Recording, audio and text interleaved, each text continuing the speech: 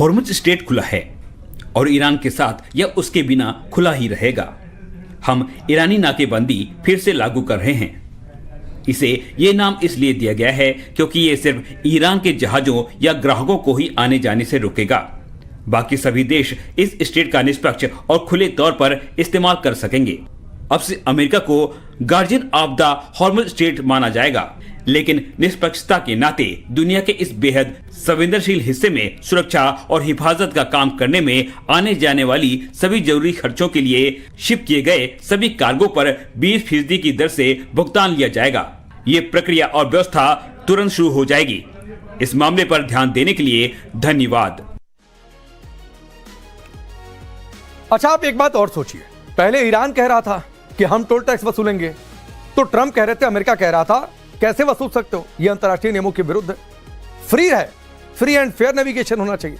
अब कहां गया फ्री एंड फेयर नेविगेशन? दरअसल पश्चिम एशिया में पिछले तकरीबन 4 महीनों से जारी जंग अब एक ऐसे खतरनाक मोड़ पर पहुंच गई है जहां से तीसरे विश्व युद्ध की आहट सुनाई देने लगी। शांति समझौते की तमाम कोशिशें नाकाम होती दिख रही। एक बार फिर से अमेरिका और ईरान आमने सामने, और ऐसे में ट्रंप ने वैश्विक व्यापार की लाइफलाइन माने जाने वाले हॉर्मुज़ स्ट्रेट पर कब्जे का ऐलान कर पूरी दुनिया को चौंका दिया। अब यह जानना बेहद जरूरी है कि आखिर जंग से पहले इस अहम समुद्री मार्ग के हालात कैसे थे और अब कैसे, क्या बदल गया है और आगे क्या होने वाला है। तो चलिए आपको इसके बारे में भी विस्तार से बता देते हैं। दरअसल हॉर्मुज़ स्ट्रेट दुनिया के सबसे अहम समुद्री मार्गों में से एक है। समुद्री मार्ग जो दुनिया के अहम है व्यापारिक समुद्री मार्ग उनमें से एक है, जो फारस की खाड़ी को ओमान की खाड़ी से जोड़ता है। जंग से पहले की स्थितियों में यह स्ट्रेट दुनिया के लगभग 20% कच्चे तेल और बड़ी मात्रा में प्राकृतिक गैस यानी नेचुरल गैस का परिवहन किया करता था। इसी रास्ते से कार्गो गुजरा करते थे। सामान्य दिनों में 100 से 140 जहाज इस रास्ते से हर दिन गुजरते थे, जिनमें आधे से ज्यादा तेल टैंकर होते थे, और ईरान भौगोलिक रूप से इस रास्ते पर कंट्रोल रखता था। साथ ही ईरान अक्सर इसे अपने रणनीतिक हथियार के रूप में भी इस्तेमाल करता रहा। 2019 में तेल टैंकर पर हमला और 2020 में अमेरिकी ईरान तनाव के दौरान जहाजों की आवाजाही भी प्रभावित हुई। लेकिन तब यह पूर्ण कंप्लीट ब्लॉकेज वाली स्थिति नहीं आई जो इस बार आ गई, क्योंकि अगर यह रास्ता बंद हुआ तो वैश्विक ऊर्जा आपूर्ति में बड़ा संकट पैदा हो सकता था, जैसा कि हाल के दिनों में देखा गया है। और अलग अलग मुल्कों में तेल की कीमतें, गैस की कीमतें बढ़ी हैं। अब 28 फरवरी 2026 में शुरू हुए अमेरिकी इजराइल बनाम ईरान युद्ध के बाद ईरान ने हॉर्मुज़ पर डी फैक्टो ब्लॉकेज और रेस्ट्रिक्शंस लगा दी, जिससे इस रास्ते पर जहाजों की आवाजाही तेजी से घट गई और कभी तो ये ना के बराबर भी पहुंची। और पहले के 100 से 140 जहाज जो प्रतिदिन गुजरा करते थे उसकी तुलना में अब कई दिनों में सिर्फ 20 या 30 या उससे भी कम जहाज गुजर पा रहे हैं।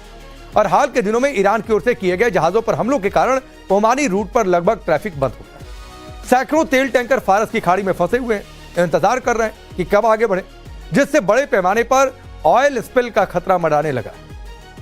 वहीं अब अमेरिकी राष्ट्रपति डोनाल्ड ट्रंप ने घोषणा की है कि संयुक्त राज्य अमेरिका यानी अमेरिका जो है वो हॉर्मुज़ स्ट्रेट का गार्जियन बने और वहां से गुजरने वाले सभी कार्गो पर 20% टैक्स लगाएगा।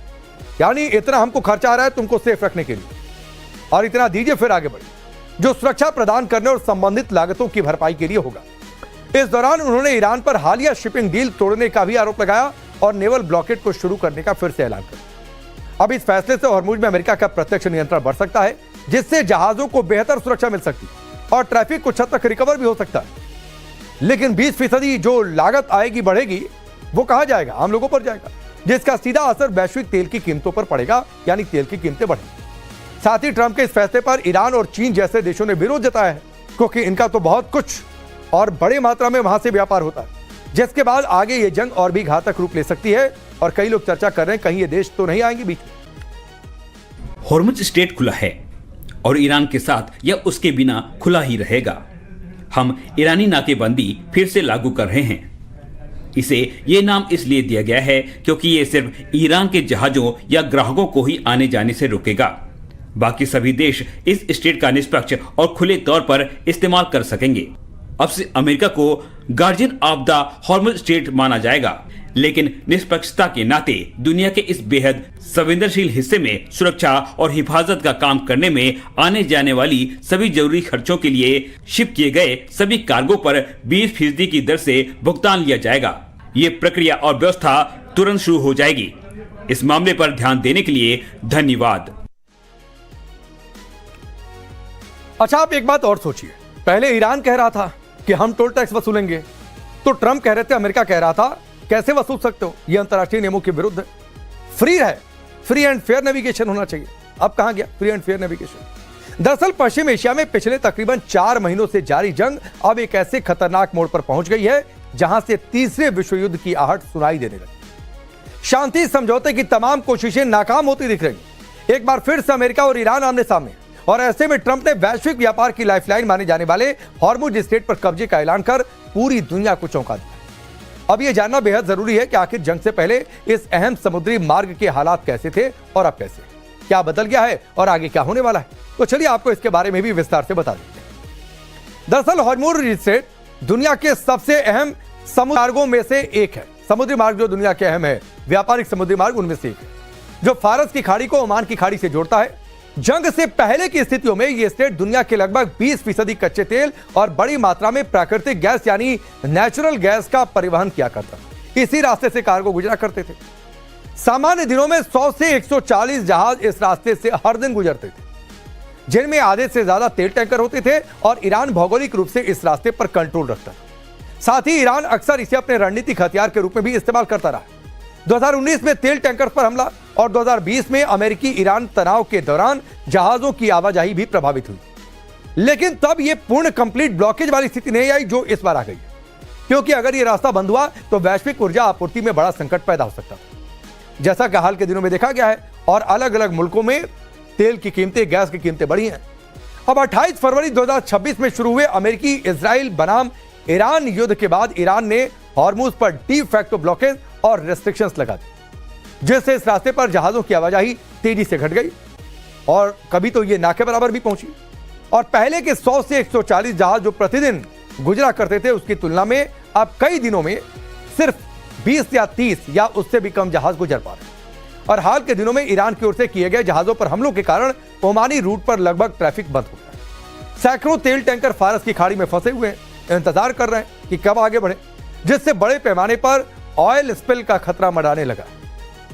वहीं अब अमेरिकी राष्ट्रपति डोनाल्ड ट्रंप ने घोषणा की है कि संयुक्त राज्य अमेरिका यानी अमेरिका जो है वो हॉर्मुज स्ट्रेट का गार्जियन बने और वहां से गुजरने वाले सभी कार्गो पर 20% टैक्स लगाएगा। यानी इतना हमको खर्चा आ रहा है तुमको सेफ रखने के लिए, और इतना दीजिए फिर आगे बढ़े, जो सुरक्षा प्रदान करने और संबंधित लागतों की भरपाई के लिए होगा। इस दौरान उन्होंने ईरान पर हालिया शिपिंग डील तोड़ने का भी आरोप लगाया और नेवल ब्लॉकेड को शुरू करने का फिर से ऐलान किया।